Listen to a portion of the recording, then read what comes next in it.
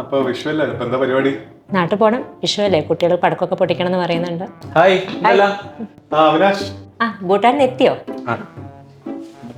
എങ്ങനെയുണ്ടായി Bhutan trip? Bhutan അടിപൊളിയല്ലേ, മല, മഞ്ഞ്, പിന്നെ കുറെ ശുദ്ധവായു ശ്വസിക്കാൻ കിട്ടി. ലോകത്തിൽ തന്നെ ഏറ്റവും ശുദ്ധവായു കിട്ടുന്ന സ്ഥലങ്ങളിലൊന്നാണ് ഭൂട്ടാൻ. എയർ ക്വാളിറ്റി ഇൻഡെക്സ് ഒക്കെ എന്ത് സൂപ്പറാന്നറിയോ ഭൂട്ടാൻ. അങ്ങനെ ശുദ്ധവായു കിട്ടാൻ ഭൂട്ടാനിൽ തന്നെ പോകണമെന്നുണ്ടോ? കണ്ണൂരിലെ എയർ ക്വാളിറ്റിക്ക് എന്താ മോശം അല്ലേ?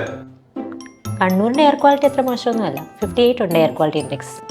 58 മോശമില്ലല്ലോ, അത്യാവശ്യം നല്ല എയർ ക്വാളിറ്റി ആണല്ലോ. പക്ഷെ ഇനി വിഷുവല്ലേ വരാൻ പോകുന്നത്, എന്തായാലും എയർ ക്വാളിറ്റി കുറയും. നമ്മൾ കണ്ണൂരുകാർ പൊട്ടിക്കുന്ന അത്രയും പടക്കം കേരളത്തിലെ വേറൊരു ജില്ലയിലും വിഷുവിന് പൊട്ടിക്കരുത്. അതിപ്പോ വിഷുവല്ലേ, പടക്കം നമുക്ക് പൊട്ടിക്കാതിരിക്കാൻ പറ്റില്ലല്ലോ. പക്ഷേ നമ്മുടെ ഈ ശ്വാസകോശ രോഗങ്ങളുള്ള പേഷ്യൻസിന് ഈ പുക ശ്വസിക്കുമ്പോൾ കുറച്ച് ബുദ്ധിമുട്ടാവുമല്ലോ.